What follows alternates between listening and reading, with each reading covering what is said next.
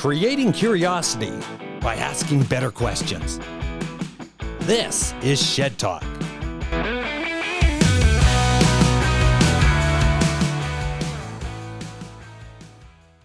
Well, today on Shed Talk, I'm here with Craig Elias. Do something, learn something, do something better. This is an entrepreneur that's going to change your ways of thinking. Craig Ellis.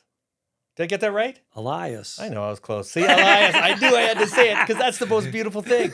Hey, thanks for coming on Shed Talk.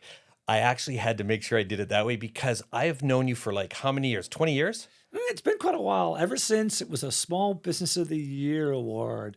I don't remember when that was, but it's quite a while. Yeah, that's like about 25 years ago. It's been a while. And we had met way back then, and so that's why I had to get the name pronounced and make sure I did it right. I go, after all these years, I don't even know.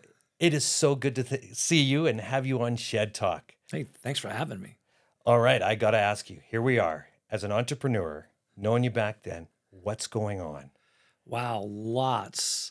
So I have this super cool job as the entrepreneur resident at Bow Valley College. So I have a side thing around boutique sales consulting, but at the same time, I'm trying to find a way to help more people become first-time entrepreneurs. So we run almost 100 events a year online, trying to figure out how do we crack that nut so more people become first-time entrepreneurs, and how do they do it sooner?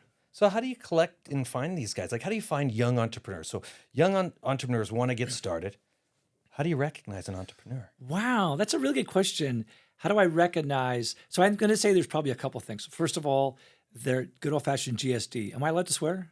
No. Okay. They get stuff done, right? There's that whole piece. And it's also something around what I've heard called Ohio, only handle it once. So if I'm on a call or someone comes to see me and I suggest they reach out to somebody, those that do it right away, those are the people that are going to get stuff done. It's called the good old-fashioned act, learn, act model instead of the learn, act, learn model. So when I see people willing to take risks and learn by making mistakes, those are the guys and gals I want to spend more time with. So interesting. So these guys, what you're saying, I'm just going to sum this up because the KISS formula. Yeah, keep it simple. Yeah. And these guys that are actually called. So if they're reaching out to you to ask, if they get back to you within 24 hours, did you get back to them? So all the time. In fact, I'm more times than not, if people reach out to me, what do I say? I live up to what I say. I'm the guy who's going to phone them, text them. I'm not good with email. I'll call and text people right away. Email, I just find it takes too long to write. I'd rather just talk to somebody than type it all out. And plus, when someone reads it, you can't hear it the same way that you read it. So I'm like, I will call people. One of my little pet peeves is if people, and this happens on occasion, if they reach out to me via email but don't put a phone number in their signature, first thing I say is, where's your cell phone number? It's like, I'm not going to email you. Call me. Let's talk. Interesting. So these guys that are reaching out, what's the first question they ask you?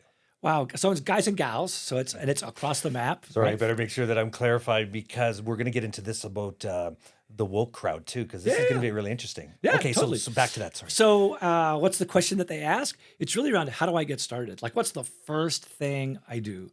I've been told I should write a business plan. Should I write a business plan? And I'm like, no way. You never write a business plan because, well, I shouldn't say never. Unless a bank asks you for a business plan or a VC asks for a business plan. The problem is we all write them and then they get put up on a shelf and never get looked at. There's all kinds of other stuff you could or should be doing first. And I say to them, first, you got to figure out what's the problem you're trying to solve. Because if you're not solving a problem, no one's going to pay you. So once they solve the problem, they say, okay, my parents think I have a great problem here, or sorry, I have a great business here, but it's not really a problem. They think they have a cool widget.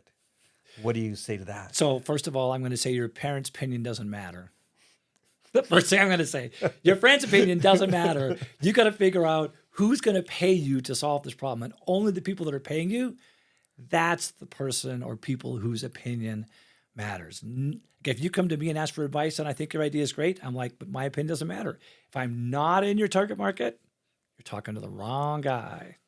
So once you've talked to them, yeah, what's the next process? So for them, it's go away, interview total strangers. We have a very specific sequence of questions. So I've been working extensively with some really cool people on the planet, Ash Maurya, David Bland. We have a very specific sequence of questions that we get you to go ask total strangers to make sure, A, you've got a problem that people are aware of. They're spending money to solve the problem. They're unhappy with the way things are, and you can figure out where can you go find those people.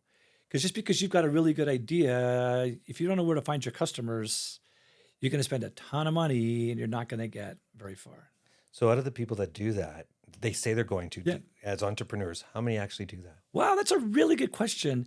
I think it depends, and I hate that answer, especially from university days. It's like the answer is always it depends. I think it depends how motivated they are. I think it also depends, can they do it with somebody else? In the weekends that we run for student entrepreneurs across the province, I would say 80% of them will go away and interview 25 total strangers in an afternoon to get to the point where, like, okay, now I have enough data. But I think the reason they get to that number is we give them a target. If we just said go interview total strangers, didn't give them a number, then they might do a whole lot less. But we say don't come back until you get at least 25. Sometimes they come back and they've got 30.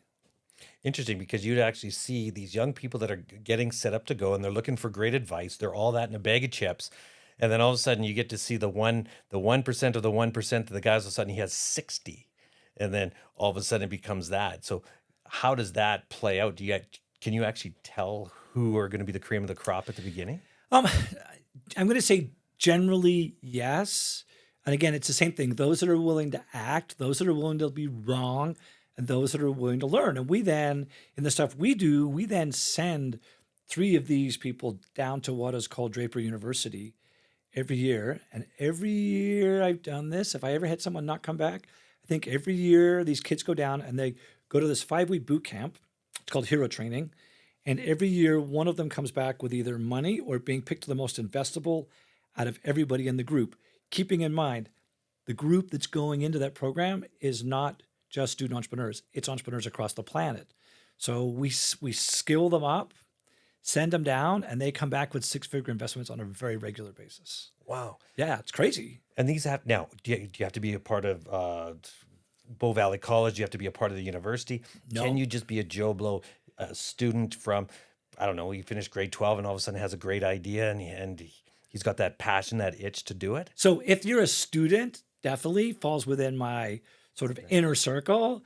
I tend to focus more on the post-secondary school students because they're over 18. I keep myself out of trouble. Doesn't mean if you're under 18, I can't help you. I have 3 female entrepreneurs that came in from a private school this past summer that got some help. But yeah, I tend to focus on those that are 18 or over. And you could be from any publicly funded post-secondary school in the province, and you're totally welcome to find me on LinkedIn, reach out, and I will totally give you help. That's part of a program called 150 Startups, which is funded partly through the Hunter Family Foundation. Oh, interesting. Can you tell me a little bit more about that? Yeah. So when I started at Bow Valley College, I'm just helping students in my own school. And I started looking across the province and I said, hang on a second, there's only 5, like a handful of schools in the province where if you're an aspiring entrepreneur, you can get help. So I went to go see Derek, the son, to share this crazy idea because I wanted to find a way to help students in all of the publicly funded post-secondary schools. And I went to see him and I'm 5 minutes into my conversation. And he's like, Craig, you know what? Can I write you a check? Like on the spot. I then said, hey, there's a bank that does some stuff with the school on occasion. Maybe I should go see that bank. And I go to see this lady at the bank and I tell her what I'm working on. And she's like, wow, Craig, you have no idea how good this is, but I can't give you any money because your school is about to go on a hiatus. We've given you some money. There's a 5-year hiatus where I can't give you any money for 5 years. She said, if I wanted to give you money, I'd have to write to the board of the bank and ask for an exemption of policy. So I left, a little deflated. By the time I got to my office, which is less than a 10-minute walk, there was an email in my inbox. I've written to the board of the bank to ask for an exemption of policy. And 2 weeks later, she gave me a check for $50,000. The year after, a check for $50,000. And then I went back to the Hunter family and they agreed to give me several $100,000. And the bank decided they would give me $500,000 to go do this program, helping students become first-time entrepreneurs. And once you got money, everything else is easy, right? Yeah, that's just, I generally don't ask for money. It asks for advice. And it's amazing how money shows up. That's absolutely an amazing It's story. crazy, And that right? is crazy. So during this whole time, Yeah. you're getting the money coming in, you're developing the program. Was there a bricks and mortar building that it was at? So so good question. We started my going to all the schools across the province. I would drive and do stuff on all the campuses. So January to March, I'm putting in a fair bit of mileage. Then COVID comes along. And all of a sudden I'm like, oh, we need to do this virtually. So now all of a sudden we start doing this virtually. And then for me, what got really interesting is people that were non-students were participating in things I was running for students. And the next thing you know, instead of having 30, 50 people on, all of a sudden there's 50, 100, sometimes 500 people on some of the stuff that we're doing, because now it's all virtual. And then when we went back to being in person, I still do a lot of stuff virtually, or if it's not virtual, it's hybrid. So yeah, now it's kind of gotten way beyond what we used to do just in Calgary or Alberta. So the session I just finished, literally every province in the country, throughout the US, Brazil, Mexico, France, and New Zealand, people show up. And this is the power of doing things online instead of just doing them in person. Wow. It was crazy. That is absolutely mind-blowing. Yeah. I'm sitting here going, and then? And then, well, so this is a good question. It's hard to really know. So I think part of what helps me is I have this massive network on LinkedIn. So I've been on LinkedIn since day 8. So I'm more than 20 years on LinkedIn. There's close to 1 billion people that are on LinkedIn. I'm user 3,956. Yeah, totally. 3,900. You actually know that number. So way back then in the early days, the URL for your record was your number in the database. And what I have been told, but not verified, is the first 2,000 were actually even dummy pieces of data. So I might be user 1,956 of almost 1 billion users. So having that network, and I've tested this.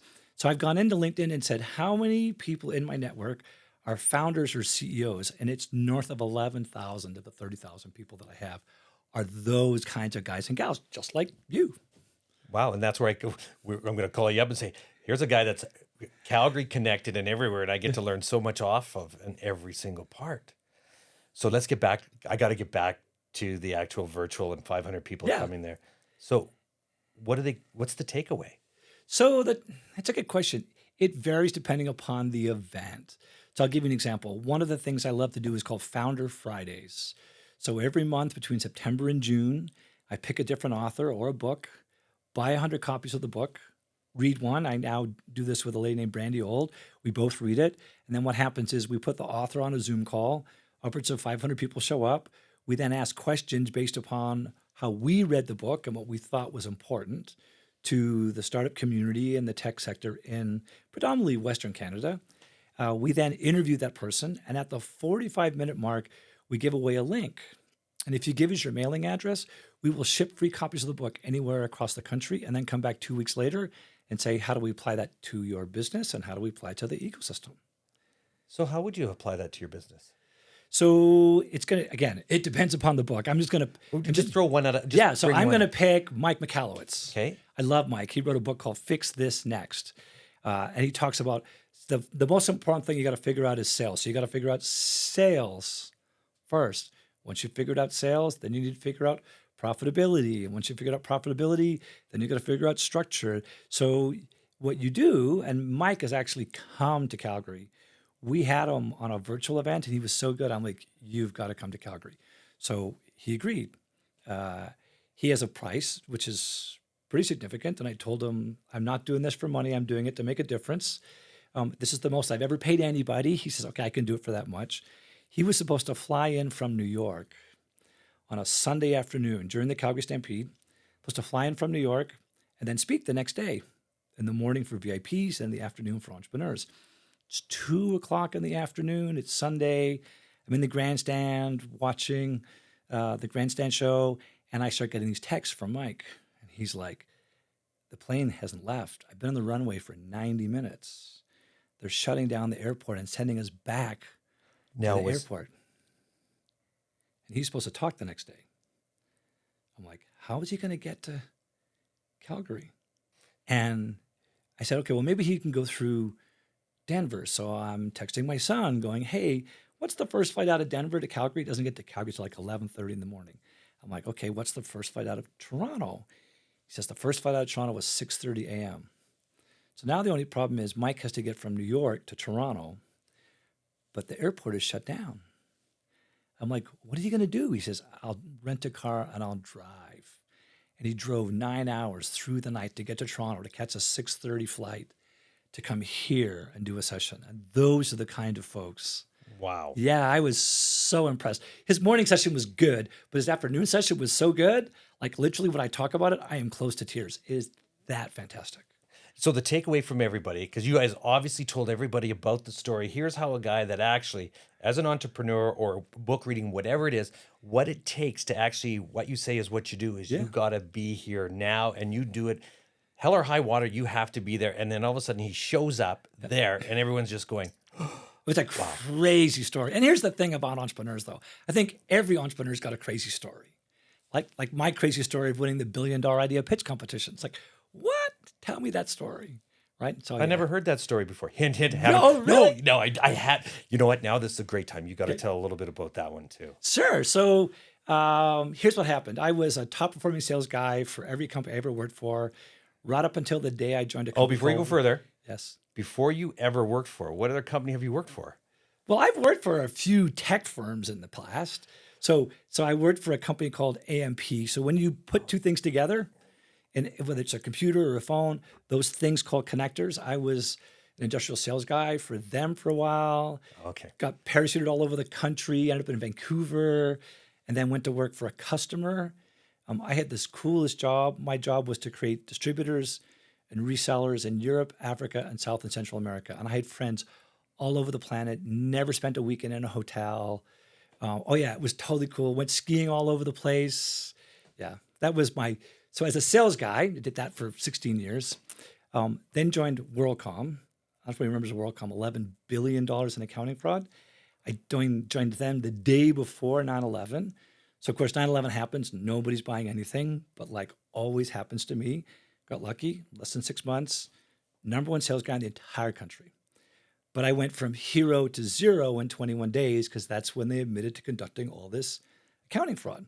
So I go home that day, and a lady I was engaged to and had been with for 6 years, she says to me that day, if there's no security in my job, she's not having kids. And she wasn't really sure if she wanted kids or not. And I was like, well, I want to be a dad. And 3 weeks later, she moved out. And this was just before I turned 40. And I've always wanted to be an entrepreneur. So I'm like, hey, what do I have? A car, a dog, and house payments. Let's go do something. So I had this crazy idea for an information exchange between salespeople, started something. Within 5 months, got into this competition for billion-dollar business ideas, told everybody I was going to make it in the top 10, because if you get in the top 10, you actually get to pitch to a very famous venture capitalist for 5 minutes. So I tell all these people, especially in Calgary, I'm going to be in the top 10, I'm going to be in the top 10. And they all say, you're a snotty-nosed, first-time entrepreneur. You have no idea what you're doing. Never going to get in the top 10. Turns out they were right. But it turns out, for whatever reason, on the day Tim was supposed to pick 10, he actually picked 11. And guess who was the 11th? I was the 11th. And I got my 5 minutes of fame. And I'm like, okay, I'm going to make a go of this. And I did a pitch. I had 5 minutes. I was 30 seconds into my pitch, and he's already asking me questions. And I could only think one thing.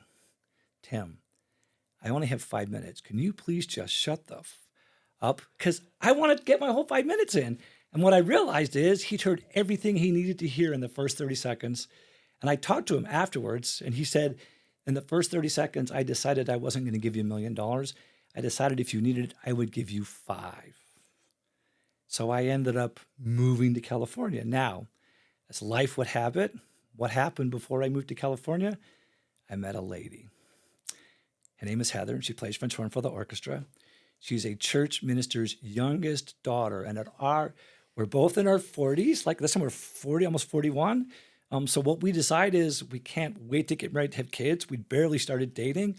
I have to move. You have to stay. I'll commute every other week, and let's just see what happens. Now I'm married happily, and I have an 18-year-old son who's doing mechanical engineering at USask. Wow, that is a great story. Yeah. So you go back to the pitch. Yes. Do you actually remember the pitch? Can you remember that first Wow. 30-second pitch? So that's a really good question, because here's what I've learned. What I learned is I said 3 things he wanted to hear. He heard how big was my market. He heard my business model, and he heard how I could make this defensible so nobody else could borrow my idea. And then what I told him was that I had put my career and my life on hold to make this whole thing work. And I think that was the moment where he's like, that's the guy who's going to win this contest. And that's, so I still chat with Tim on occasion. It's actually his boot camp that I send students down every summer. And he gives me three $12,000 US scholarships every year to send kids down, because kids go down, wow, everybody. And every year they're like, send me more, send me more. So yeah, that's my Tim Draper $1 billion idea pitch competition cost story. Wow. Yeah. And you don't remember the pitch? So I don't remember exactly the pitch. You got to, because it's been a while, but I do have, like I still have the slides and I still have the script that I wrote. And all I remember is just saying that I have a way to capture 20% of the entire North American GDP that's in the heads of salespeople, and to be able to commercialize or convert that 75% of the time. So when you hear other kids pitch to you, does that come into your head, your pitch that you did? So when you go back and when people are pitching out there, whatever they're pitching, and go, oh, I know how that feels. I think it's different for me than it is for most of the people that I spend time with. So you have to keep in mind, I'd been in sales for almost 20 years when I did my first pitch. So, and whether I like it or not, I'm a sales guy at heart. So it's easier for me to pitch because I'm trying to pitch to make the sale, where what I find very often with students and first-time entrepreneurs, they're trying to pitch the product, not the opportunity. And it takes a while for them to make that switch, to not spend all the time talking about their product, not about the investment opportunity. That's an interesting statement, actually, to say that, because how many people are actually thinking about, oh, I got to sell my product versus pitch my product? That is a really interesting concept. Well, I'm going to say sell my product versus pitch my business. Right? That's where it takes them a little while to make that transition, because when they pitch the first time around, it's like product. And I say to them, if you've got 5 minutes, you get 30 seconds on the product. That's the only time you get. Everything else is not about the product. Do you believe in elevator pitches? Sort of. So I believe in something called the 7-second sale. So let's explain what an elevator pitch is first, because maybe young entrepreneurs actually don't understand what an elevator pitch is. Do you want to explain it? No, I'm curious what your version of how you would describe an elevator pitch. I describe an elevator pitch as exactly that. You get in an elevator, you have 30 seconds to tell everybody who, what, where, when, why, and how. Not as fast, exactly what you do, and leave with an emotion of a great feeling. That would be my elevator pitch. So here's the challenge I have with elevator pitches, is that by the time you're more than 10 seconds into an elevator pitch, I've already forgotten the first thing you said. Correct. So the way I come at this is, how do you find a way to do what I call a 7-second sale? So how do you find a way to tell people the problem you solve for who in 7 seconds or less, so people now start asking you questions? Because I want to try and find a way to have them pull on some thread instead of me pushing rope. So if I can go to somebody, and if I was doing this from a corporate perspective, what I normally do, I would pick up the phone, and I still cold call on occasion, pick up the phone, call someone who's new in their job, like a VP of sales, and I would say, hi, Kevin, my name's Craig Elias, and I have a really simple way for more of your reps to make quota. That's my pitch. Oh, interesting. And how would you do that? How would you do that? And that's the way the game gets played. And here's how the game gets better. So the problem is when someone says, how do you do that? We tell them, we puke all over them. This is how we do that. It's a Jeffrey Gitomer thing. So the way I come at this is like, you know what, Kevin, I can tell you how, but can I ask 3 really quick questions first? Okay. Sure, yeah. So my first question is, how many sales reps do you have? I got 5. Okay, and let's say 500. Okay, 500. Okay, and then what percentage of the time do they consistently make quota? Hardly at all. Yeah, it's like less than half. Yeah. And then I say, well, what do you why do you think they can't make quota? And they go, because they don't close. And that's when I say, Kevin, I don't think your reps have a closing problem. I think they have a completely different problem. Would you be willing to invest 5 minutes to talk about what that problem really is and how you can solve it? Because so far you have no idea what I do. You're like, okay, I want to know the answer. Sure, you can have 5 minutes. And that's when I would say, your problem's not a closing problem. It's a prospecting and qualifying problem. Here's why I say that. Here's how you fix it. And this, for me, is when you engage someone And don't tell them everything all at once. They want to learn more. And that's the way that I come at this elevator pitch. I'm going to give you 7, maybe 10 words. And if you're not interested in what I have, you're not my target customer. I'm not going to waste my time, but you'll remember what it is that I do. How do I solve? What problem do I solve? Not how do I solve that problem? Absolutely. That's the way I come at elevator pitches. And it's super easy, but it's super hard for people to go, how do I not tell everybody everything about what I have in the 30 seconds that I've got? Yeah, that's a switch. A mind switch to get everybody on Totally, that. yeah. So on that process, when you're talking that, okay, how long of a sales process would that be? From the first initial pickup, Yep. you say, give me 5 minutes. Would that be calling another, having another phone call, or would he actually give you the 5 minutes right then? So, Doug, good question. So I always like to say, do you have 5 minutes now or should we reschedule for later? And if they say reschedule for later, the other thing I always say, great, if we're going to reschedule for later, here's my only ask. I want a second person from your company on that call. Because I don't want you wasting my time. And if you put a second person on the call, that's my way of qualifying you.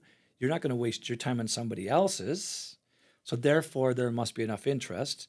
There is a cool guy who came to Calgary for me not that long ago. His name is Donato Diorio. And his research says that a second person on your first call makes people 3 times more likely to be your customer. So it's a way that I qualify people. If they say now, I will take the now because I don't want to push them off. But if they say later, great, I can do later. I just need a second person on the call or on the visit. I had a VP of a bank show up once who wanted some time. And I'm like, yeah, you're flying into Calgary. You want to spend 30 minutes with me? Not a problem. All I want, second person in the meeting. Wow. Yeah. That is very interesting. I You love can, that. You can tell I'm a sales guy, right? Oh no, and I'm sitting here and I'm soaking that in because I'm also thinking, okay, because you're the sales guy and Yeah. great at what you do, how do you get past the gatekeeper?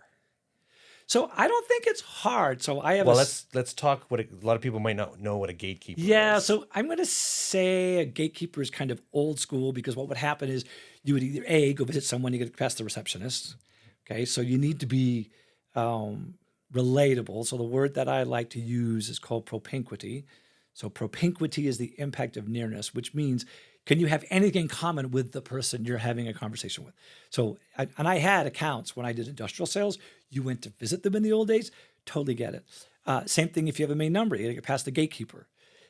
These days, it's easier. So one of my tools that I use is called Seamless, seamless.ai. I can go to anybody's LinkedIn profile, whether I'm connected with them or not.